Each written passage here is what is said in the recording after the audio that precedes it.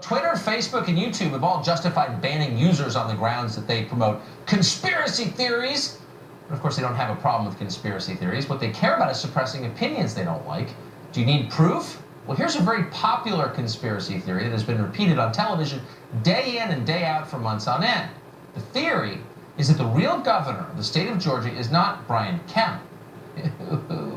Kemp is an imposter, a fraud, maybe a lizard man wearing a human suit.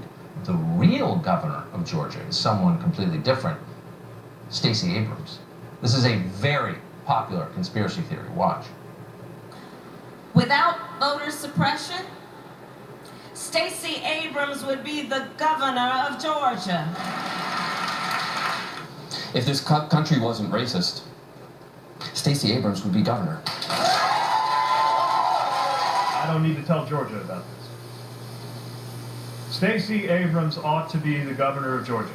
When racially motivated voter suppression is permitted, when districts are drawn so that politicians get to choose their vote, we cannot truly say that we live in a democracy. Keep in mind, just as a factual matter, there's no evidence for anything.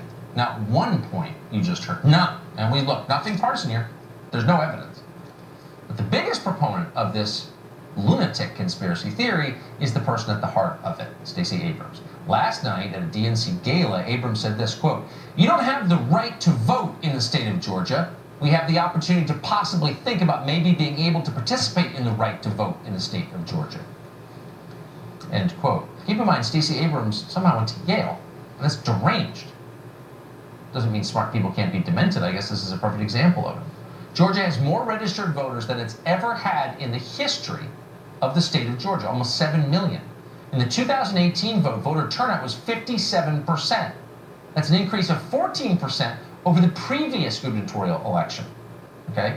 1.4 million extra people voted in Georgia in 2018 compared to 4 years before in 2014. It was one of the highest turnout midterm elections in the history of the state of Georgia. Those are the facts about what happened. Racial suppression. Nuts. So it is a conspiracy theory and is driven by narcissism and entitlement and childish whining, which are the driving forces on the left, as you know. Turns out Stacey Abrams lost an election. That's happened before. In fact, it happens to thousands of people every year in America.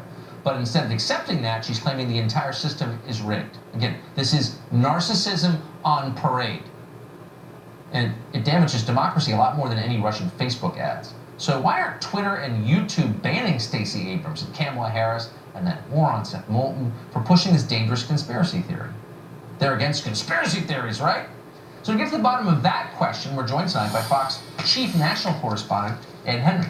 Hey, Ed. Tucker, great to see you. I mean, you make some very important points because when you go through this, there should not be voter suppression. But in fact, in this race, we don't have evidence of it. There should not be voter fraud in Georgia or anywhere else. If that's what Democrats want, maybe they'll get behind voter ID laws that Republicans have been talking about for a long time.